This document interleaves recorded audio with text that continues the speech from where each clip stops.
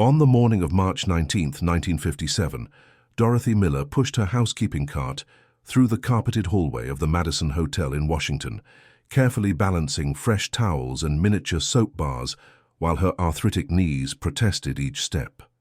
The Madison was a place where senators breakfasted beside diplomats, where every whispered conversation might reshape the world, and where Dorothy had spent 17 years making beds and emptying ashtrays without anyone noticing her existence.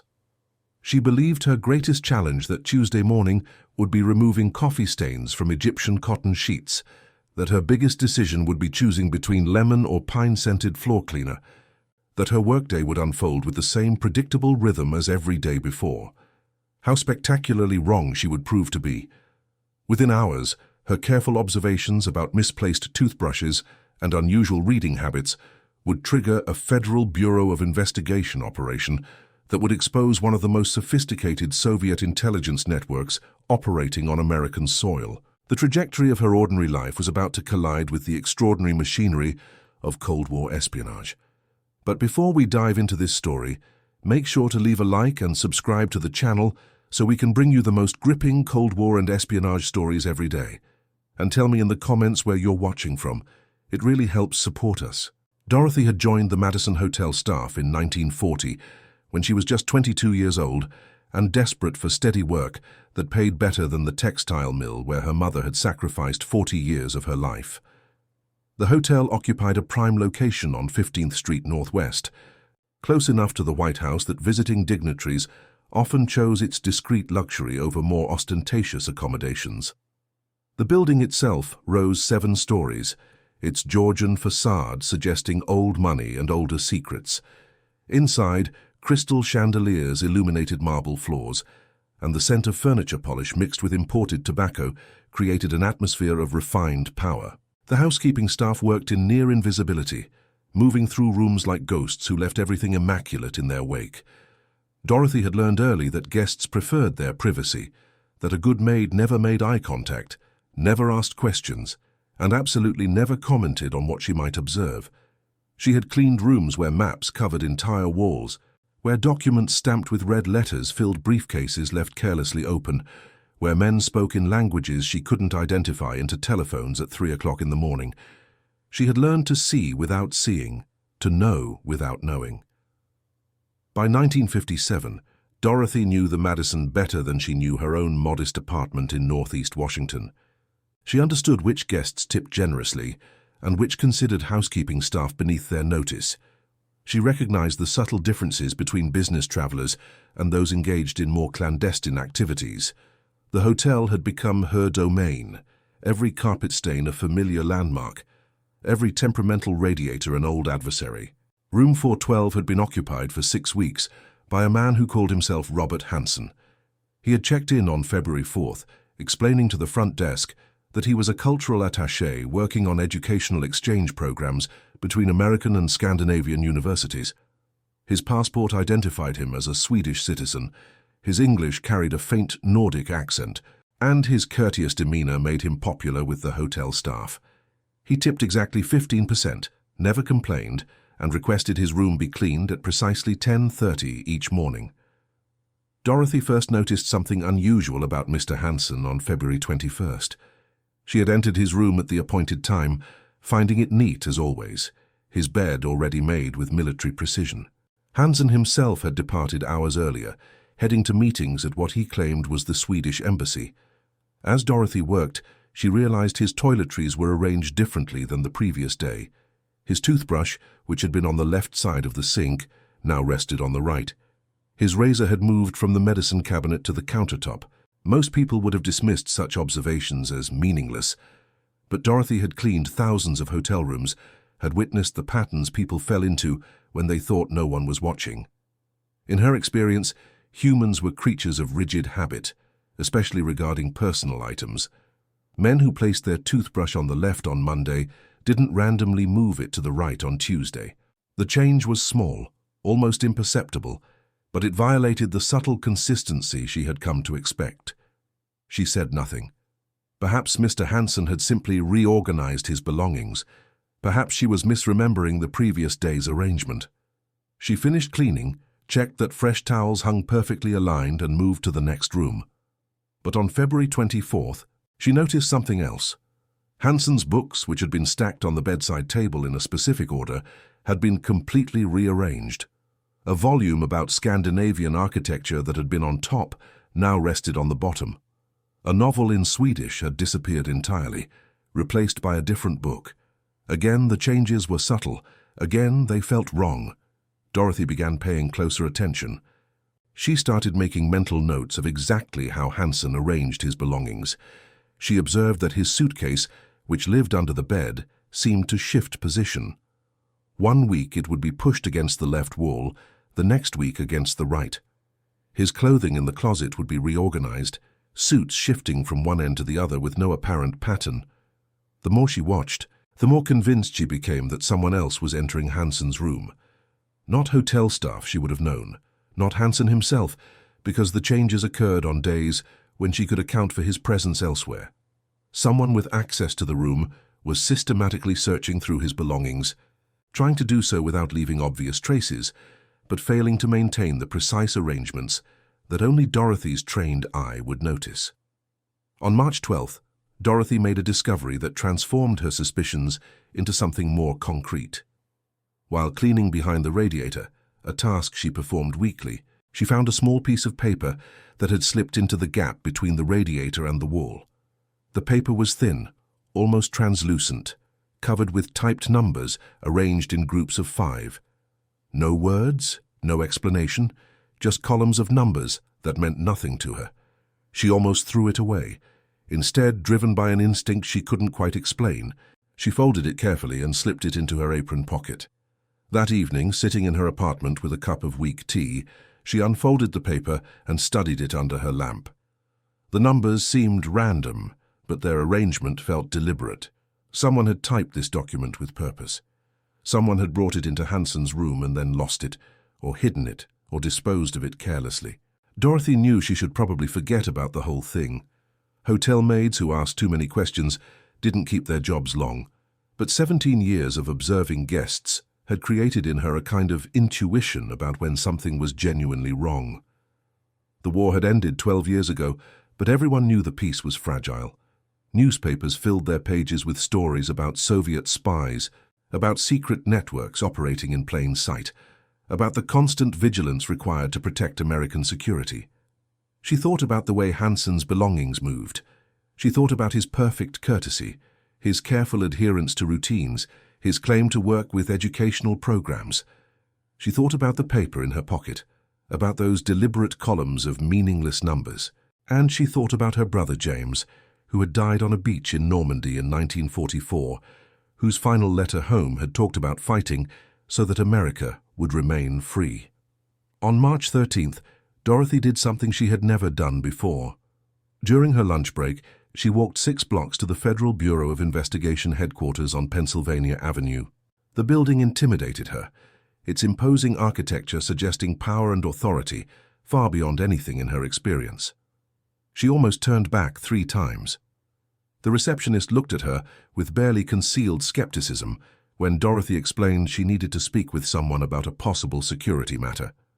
Dorothy, in her faded housekeeping uniform and practical shoes, did not look like someone who would possess valuable intelligence. But the FBI in 1957 took all reports seriously, particularly those involving potential foreign agents. After 40 minutes in a waiting room, Dorothy found herself sitting across a desk from Special Agent Thomas Crawford. Crawford was 34 years old, a veteran of both the war and 5 years investigating Soviet espionage. He had interviewed hundreds of witnesses, most of whom had nothing useful to share. He approached Dorothy's report with professional courtesy and zero expectation that she would tell him anything worthwhile. Then she started describing Robert Hanson's room, the way his belongings moved, the systematic nature of the searches. The paper with its columns of numbers, which she had brought with her, still folded in her worn leather purse. Crawford's demeanor changed immediately. He had seen enough coded messages to recognize one, even without the paper in front of him. When Dorothy handed him the slip, he examined it with growing intensity, his practiced eye identifying it as a numerical cipher, probably a one-time pad system that Soviet intelligence frequently employed. He began asking questions, detailed questions about Hansen's routines, his visitors, his telephone habits. Dorothy answered each one, her 17 years of observation providing information she hadn't consciously realized she possessed. She knew that Hansen received no visitors to his room, but made frequent telephone calls, always brief, always in the evening. She knew he kept unusual hours, often leaving the hotel at odd times. She knew his luggage was expensive, far nicer than what most cultural attachés could afford. Crawford listened, making notes in a leather-bound notebook, his expression growing more serious with each detail Dorothy provided. When she finished, he leaned back in his chair and studied her carefully. What he saw was a middle-aged woman in a housekeeping uniform, someone who had probably never earned more than $70 a week in her life, someone who society had trained to be invisible. What he recognized was someone who had just handed him a significant lead in a case that had been frustrating the FBI for months. The Bureau had known for some time that Soviet intelligence was running operations out of Washington. Intercepted communications suggested a network was active, but identifying the specific individuals had proven difficult. The Soviets had become more sophisticated, using deep-cover agents who lived as Americans, who established legitimate businesses and social connections, who could operate for years without detection. Crawford asked Dorothy if she would be willing to help further, to continue her normal work, but to observe more carefully, to report anything unusual. He explained the risks, though he minimized them. He needed her cooperation, but couldn't order her compliance. Dorothy thought about her brother James, about the beach in Normandy, about the idea that foreign agents might be operating freely in the hotel where she had worked for 17 years. She agreed. Thus began an unlikely partnership. Dorothy Miller, housekeeping supervisor, became an FBI informant. She received no special training, no equipment beyond a telephone number she could call if she observed something urgent. Crawford simply asked her to do what she already did, cleaning rooms and making mental notes, but now with explicit permission to share what she noticed. The coded message Dorothy had found proved to be valuable intelligence. FBI cryptanalysis determined it was indeed a one-time pad, though without the corresponding key they couldn't decrypt the actual content. The discovery confirmed that Hansen's room was involved in espionage activities, though it remained unclear whether Hansen himself was an agent or whether someone was using his room without his knowledge. Crawford's team began conducting surveillance on Hansen. They photographed everyone he met, traced his telephone calls, followed him through Washington's streets. Hansen appeared to be exactly what he claimed, a minor Swedish diplomat working on educational programs. He attended embassy functions, met with university administrators, submitted reports to Stockholm about student exchange possibilities. Nothing in his behavior suggested espionage, but Dorothy continued finding small anomalies. On March 18th, she noticed that the books on Hansen's shelf had been rearranged again. On March 21st, she found a tiny piece of photographic film, no larger than her fingernail, wedged behind the baseboard near the window. She brought it immediately to Crawford, who sent it to the FBI laboratory for analysis. The film contained photographs of documents related to American military installations in Europe, classified documents that should never have been accessible to a Swedish cultural attaché. The evidence was damning, but it raised more questions than it answered. How was Hansen obtaining these documents? Who was searching his room? Was Hansen running agents? Or was he himself being run by someone else? The FBI investigation intensified. Crawford's team expanded their surveillance, watching the hotel around the clock. They identified several individuals who entered and left the Madison at unusual hours, who met briefly with other guests, who matched profiles of suspected intelligence operatives. On March 27th, Dorothy reported something new. She had been cleaning room 412 when she noticed that Hansen's typewriter, which normally sat on the desk, had been moved to the dresser. More significantly, when she examined the typewriter ribbon, a habit she had developed since beginning her cooperation with Crawford, she noticed it had been recently replaced. The old ribbon sat in the wastebasket, and Dorothy, acting on instinct, retrieved it. Used typewriter ribbons were a security nightmare. Each keystroke left an imprint on the ribbon, meaning anyone who examined it carefully could read everything that had been typed. Dorothy brought the ribbon to Crawford, who immediately sent it to the FBI laboratory. The laboratory technicians spent hours carefully unspooling the ribbon, photographing each section, piecing together the typed content. What emerged was a detailed report about American naval operations in the Mediterranean. Information that was absolutely classified, information that could only have come from someone with access to sensitive military intelligence. The report was signed with a code name, not Hansen's real name. It referenced a handler in New York, described a payment schedule, outlined plans for future document collection. It was a complete counterintelligence treasure, providing details about an espionage network that extended far beyond one Swedish diplomat in one Washington hotel. Crawford now faced a difficult decision. He had evidence that Hansen was a Soviet agent, but arresting him immediately might prevent the FBI from rolling up the entire network. The better strategy would be to continue surveillance, to identify Hansen's contacts and handlers, to map the complete operation before making arrests. But there was a problem. If someone had been searching Hansen's room, as Dorothy's observations suggested, then the network might already suspect they were compromised. The FBI needed to move quickly but carefully, balancing the need for more intelligence against the risk of losing their targets entirely. Crawford met with his superiors, presenting everything Dorothy had discovered. The FBI brass was impressed but cautious. They authorized continued surveillance and recruited Dorothy for a more active role. Instead of simply observing, she would now deliberately arrange Hansen's room in specific ways, creating small markers that would help the FBI determine when someone entered and what they examined. Dorothy placed specific books at precise angles. She positioned Hansen's suitcase at exact distances from the wall. She arranged his toiletries with mathematical precision. Then she documented everything, creating detailed diagrams that she shared with Crawford. The idea was simple but effective. If someone searched the room, Dorothy would know immediately what they had examined based on which items were disturbed.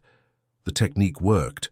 On April 2nd, Dorothy arrived for her morning cleaning to find that someone had searched through Hansen's desk drawers. The papers inside had been carefully examined and returned, but not quite to their original positions. Someone had also looked through his closet, shifting suits by millimeters.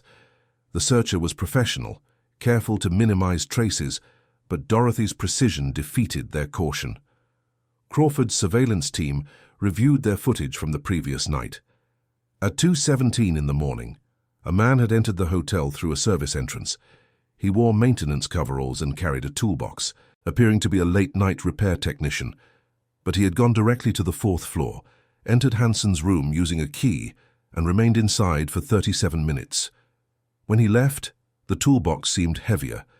The FBI now had two problems to solve. First, identify the searcher and determine his role in the operation. Second, figure out why Hansen's own handler, or colleague, or rival, was conducting such thorough searches of his room. Was this routine procedure? Was Hansen under suspicion from his own organization? Had the Soviets detected FBI interest and were conducting their own investigation? Crawford decided to focus on identifying the searcher. FBI analysts reviewed the surveillance footage, frame by frame, looking for identifying characteristics. The man was approximately 40 years old, 5 feet 10 inches tall with dark hair and a slight build. His maintenance coveralls had no company markings. His toolbox was generic, available at any hardware store. But he had entered using a key, suggesting he had either stolen a master key or had access to hotel security. The FBI contacted Madison Hotel Management, explaining in vague terms that they were investigating a possible security breach. Hotel management cooperated, providing a list of all current employees and recent former employees. They also changed the locks on several rooms, including 412, and implemented new procedures for key control. But the searcher never returned. After the locks were changed, the mysterious nocturnal visits ceased entirely. Either he recognized the security upgrade as a warning, or he had completed whatever he needed to accomplish. Hansen himself seemed oblivious to the attention he was receiving. He continued his routine with clockwork precision, attending embassy functions, meeting with university administrators, typing reports late into the night. FBI wiretaps on his telephone revealed conversations about student visas and curriculum development, nothing that sounded remotely like espionage. Dorothy, meanwhile, had become increasingly skilled at her dual role. To the other housekeeping staff, she remained the same efficient, unremarkable colleague she had always been. But she now noticed things she would have previously ignored. She observed which guests received unusual deliveries. She noted when someone's routine changed abruptly. She had developed an instinct for the subtle wrongness that suggested hidden activities beneath surface normalcy. On April 15th, Hansen checked out of the Madison Hotel. He paid his bill in cash, tipped the staff generously, and departed in a taxi heading toward National Airport. FBI agents followed him to the airport, watched him board a flight to New York, and maintained surveillance as he transferred to an international flight bound for Stockholm via London. Crawford felt the investigation slipping away. They had evidence of espionage but no arrest. They had identified a Soviet agent but couldn't charge him without revealing sources and methods. Worse, they still didn't know who had been searching Hansen's room or why. Then, 2 days after Hansen's departure, Dorothy made her most significant discovery. She was conducting a final deep cleaning of room 412, preparing it for the next guest. The room had been stripped of Hansen's possessions, but Dorothy, with her characteristic thoroughness, examined every surface, every corner, every potential hiding place. Behind a loose section of baseboard near the radiator, she found a small cavity that had been deliberately created. Inside the cavity was a metal container, about the size of a cigarette case. The container held several items: 3 rolls of undeveloped film, a small notebook filled with handwritten notes in a language Dorothy didn't recognize, and a folded map of Washington with specific locations marked in pencil. Dorothy immediately contacted Crawford. He arrived at the hotel within 20 minutes, accompanied by a technical team. They photographed everything in place before carefully removing the container and its contents. The discovery represented a counterintelligence windfall, physical evidence of espionage that couldn't be disputed. The film, once developed, contained photographs of classified documents about American missile defense systems. The notebook, after translation, proved to be coded communications between Hansen and his handlers. The map showed dead drop locations, places where Hansen could leave and retrieve materials without direct contact with other agents. But the most revealing aspect of the discovery was what it suggested about the searcher who had been visiting Hansen's room. The hiding place was sophisticated, built into the wall structure itself. Whoever had searched the room had either missed it entirely or had known about it and deliberately left it undisturbed. Either possibility suggested interesting implications about the relationship between Hansen and his mysterious visitor. The FBI's cryptanalysis team worked around the clock to decode the notebook. They discovered it contained not just operational information, but also personal reflections, suggestions of doubt and fear. Hansen, it seemed, was not a committed ideologue, but a reluctant agent, someone who had been recruited years earlier and now found himself trapped in a role he wanted to escape. One entry dated March 10th was particularly revealing. In halting English, Hansen had written about his fear of being caught, his regret about betraying the trust of people who had treated him kindly, his wish that he could simply disappear. Another entry mentioned the searcher, referring to him as the inspector, someone sent by Moscow to verify Hansen's loyalty and assess whether he had become a security risk. The pieces began falling into place. Hansen was a Soviet agent, but not a trusted one. Moscow suspected him of wanting to defect or of being compromised. They had sent another agent, the searcher, to investigate.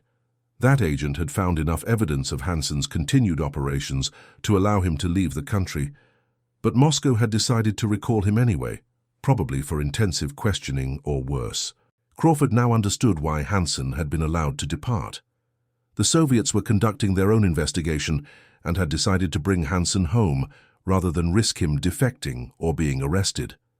The FBI had missed their chance to flip Hansen because Moscow had moved first, but the materials Dorothy had found provided valuable intelligence about Soviet operations.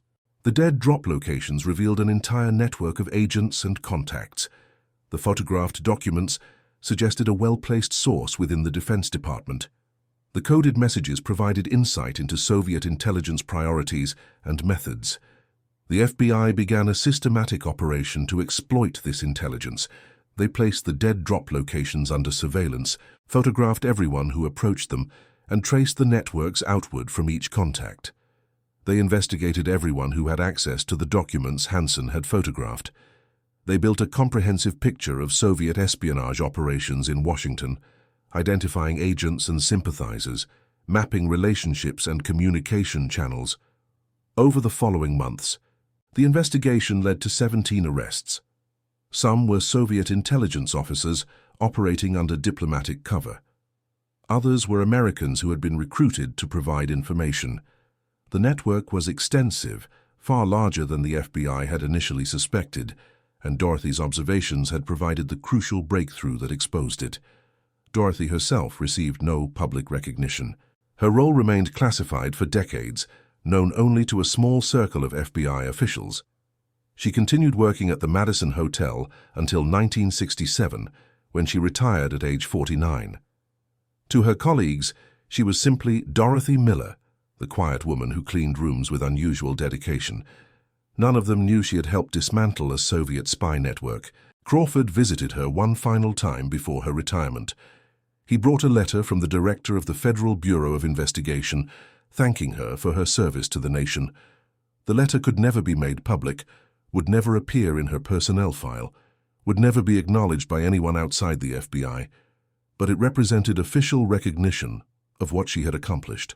They sat in the same coffee shop where they had met numerous times over the past decade, reviewing observations and planning next steps.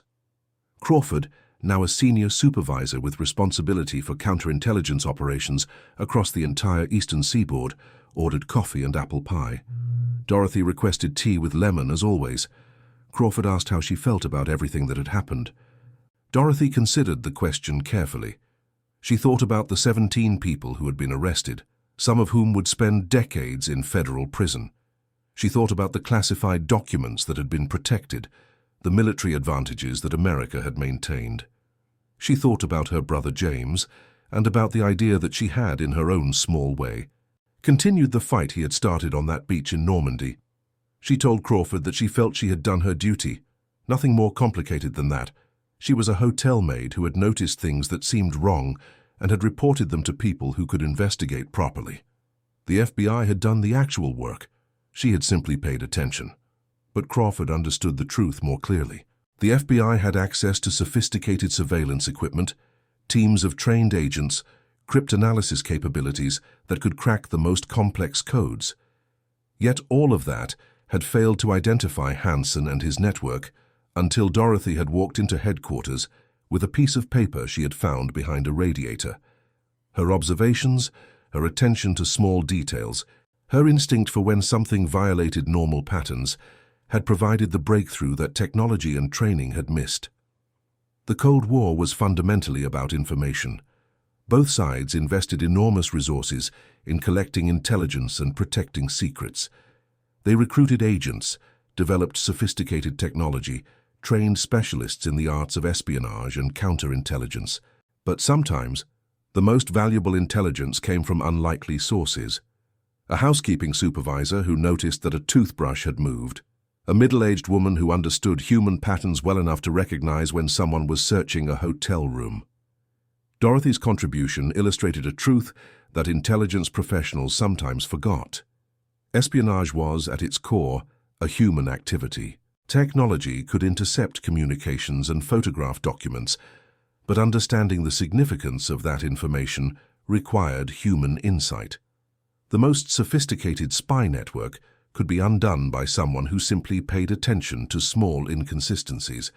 After Dorothy retired, she moved to a small house in Silver Spring, Maryland. She lived quietly, tending a garden, attending church on Sundays, visiting with a small circle of friends who had no idea about her decade of service to counterintelligence operations. She received a modest pension from the hotel and Social Security benefits, enough to live comfortably, if not luxuriously. She died in 1984 at the age of 66 from complications related to diabetes. Her funeral was small, attended by a few former colleagues from the hotel and some neighbors from Silver Spring.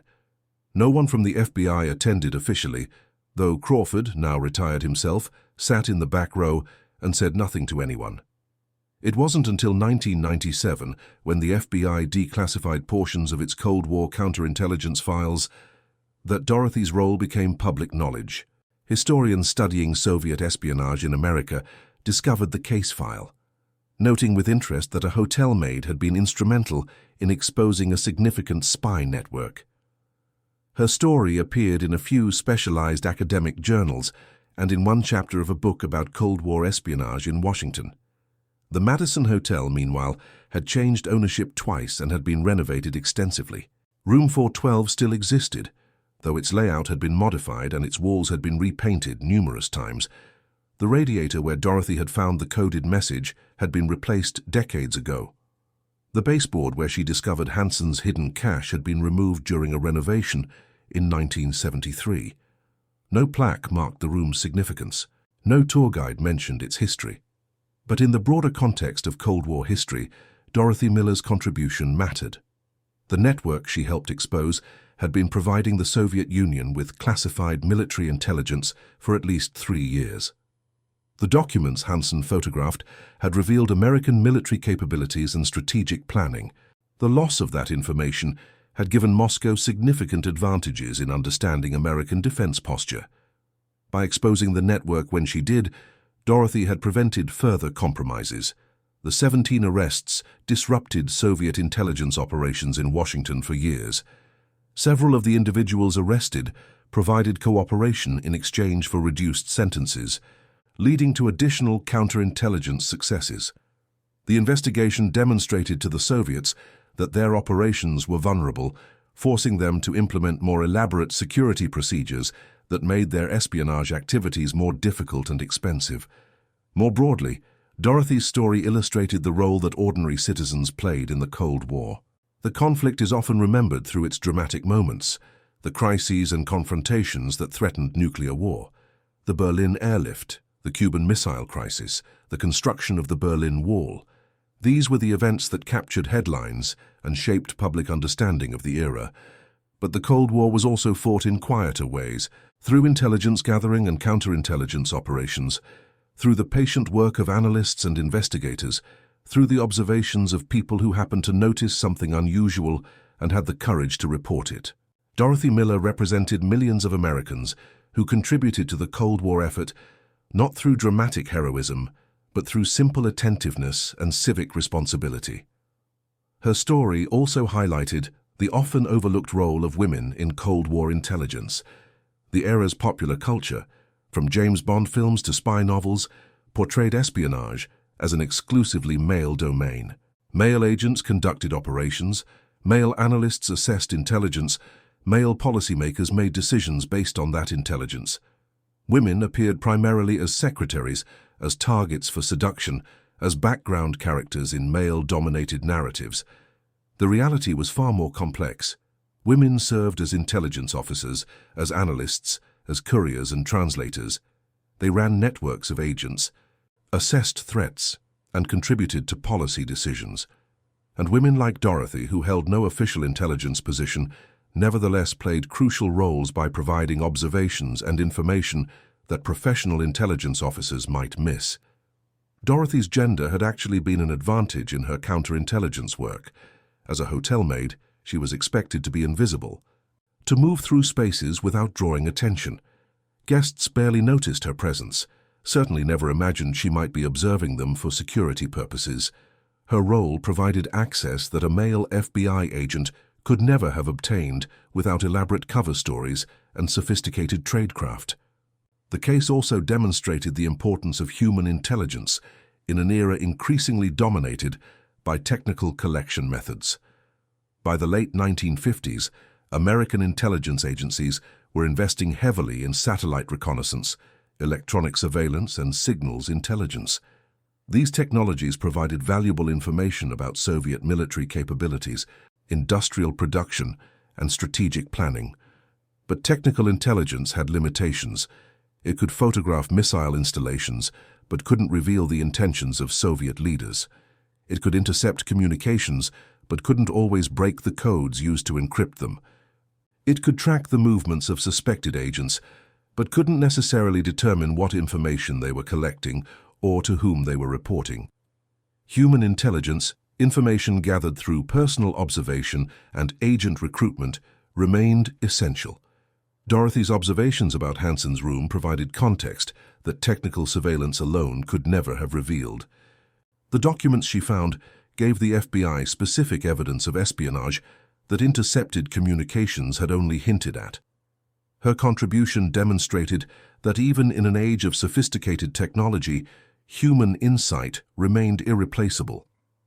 The FBI's handling of Dorothy as an informant also reflected the Bureau's evolving approach to counterintelligence.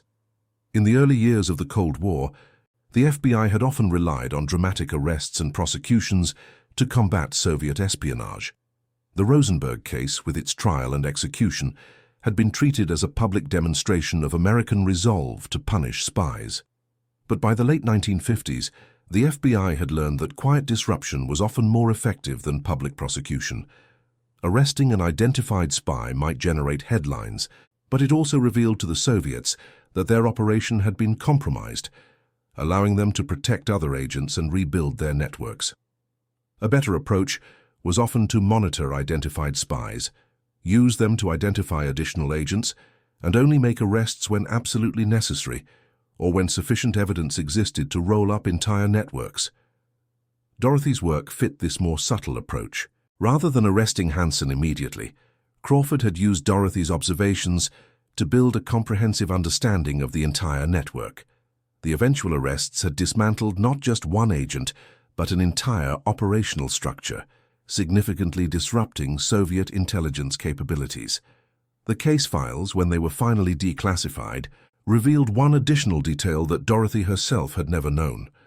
Hanson, whose real name was Pyotr Sokolov, had been executed in Moscow in 1958. The Soviet Union rarely publicized the fate of agents recalled under suspicion, but GRU records that became available after the Cold War confirmed that Sokolov had been tried by a military tribunal, convicted of preparing to defect, and shot. The inspector who had searched his hotel room had reported back to Moscow that Sokolov appeared psychologically unstable and potentially vulnerable to American recruitment.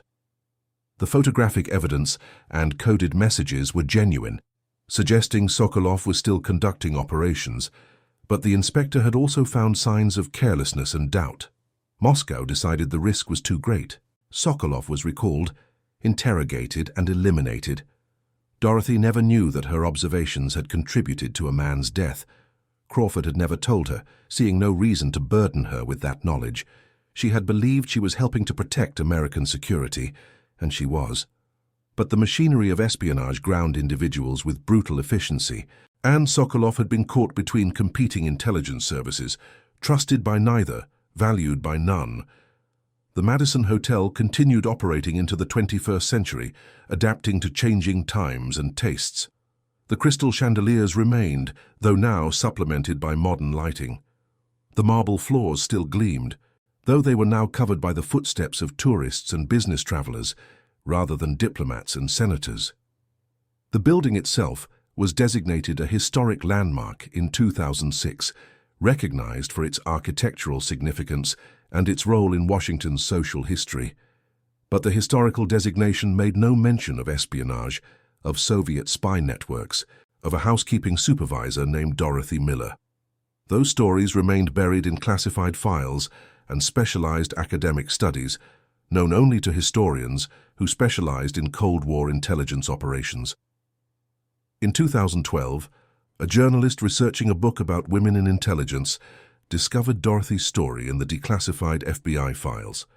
She attempted to find living relatives, hoping to interview someone who had known Dorothy personally. She located a niece, now 73 years old, living in Baltimore. The niece remembered Aunt Dorothy as a quiet woman who had never married, who had worked at the same hotel for most of her adult life, who had seemed completely ordinary in every way.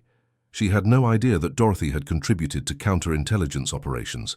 The revelation surprised her, though in retrospect she recalled that Dorothy had always been unusually observant, noticing small details that others missed, commenting on inconsistencies in people's stories or behaviors. The journalist asked if Dorothy had ever talked about her work at the hotel. The niece recalled one conversation, years after Dorothy had retired, when they had been discussing the Cold War and the constant fear of nuclear conflict. Dorothy had said something curious, something that had stuck with the niece, though she hadn't understood its significance at the time. Dorothy had said that ordinary people had more power than they realized, that paying attention mattered, that small actions could have large consequences, that everyone had a responsibility to notice when something seemed wrong and to report it to people who could investigate. At the time, the niece had assumed Dorothy was speaking generally, offering life advice. Only now, learning about Dorothy's counterintelligence work, did she understand that Dorothy had been speaking from personal experience. The journalist included Dorothy's story in her book, published in 2014. The book received modest attention, primarily from academic audiences interested in Cold War history. A few reviews praised the author for uncovering overlooked stories of women's contributions to intelligence work. Dorothy Miller rated a chapter of her own. Her story presented as an example of how counterintelligence success often depended on unlikely sources. But for most Americans, Dorothy's name meant nothing. She hadn't become famous. She hadn't received medals or public recognition. She had simply done what she thought was right, reported what seemed suspicious, and helped the FBI do its work. In the grand narrative of the Cold War, she was a footnote, interesting primarily to specialists who studied the minutiae of intelligence operations. Yet her contribution had mattered. The spy network she helped expose had been real and dangerous. The classified documents Hansen had been photographing contained information that could have significantly helped Soviet military planning. The 17 arrests that followed Dorothy's initial report had disrupted Soviet intelligence operations for years. In the zero-sum competition of the Cold War, where small advantages could determine outcomes, Dorothy's observations had shifted the balance in America's favor. The story of how a hotel maid accidentally identified a Soviet spy illustrates several truths about intelligence work that popular culture often misses. Espionage rarely looks like the movies, with car chases and gunfights and dramatic confrontations. More often it resembles Dorothy's experience: careful observation, attention to small inconsistencies, patient documentation of suspicious patterns. The heroes of intelligence work are often not the people who expect recognition. They are the Dorothy Millers of the world, people doing ordinary jobs who happen to notice something wrong and have the courage and civic responsibility to report it. They are the countless individuals who contribute small pieces of information that, when assembled by professional analysts, create comprehensive pictures of enemy operations. The Cold War ended in 1991 with the dissolution of the Soviet Union. The ideological conflict that had shaped global politics for 4 decades concluded not with nuclear war but with economic collapse and political transformation. The intelligence networks, the spy operations, the elaborate games of espionage and counter-espionage all became historical curiosities, studied by academics rather than practiced by active agents. But the lessons Dorothy's story teaches remain relevant. In any era, security depends not just on sophisticated technology and trained professionals, but on alert citizens willing to report suspicious activity. The specific threats change, terrorism replacing communism as the primary concern, but the fundamental principle remains constant. Security is a collective responsibility, depending on millions of individual decisions to pay attention and speak up. Dorothy Miller died never seeking recognition for what she had done. She had no interest in fame or public acknowledgement. She had seen something that concerned her. She had reported it to appropriate authorities, and she had cooperated with their investigation. From her perspective, she had simply done her duty as a citizen, nothing more complicated than that. But from the perspective of history, she had done something remarkable. An ordinary woman working an ordinary job had noticed things that trained intelligence professionals had missed. Her observations had exposed a Soviet spy network, protected classified information, and contributed to American security during one of the most dangerous periods of the Cold War. She had proven that vigilance and civic responsibility mattered, that ordinary people could make extraordinary contributions. that paying attention to small details could have significant consequences. And that concludes our story. If you made it this far, please share your thoughts in the comments. Don't forget to subscribe for more incredible stories and check out the video on screen. I'm sure you'll enjoy it. See you next time.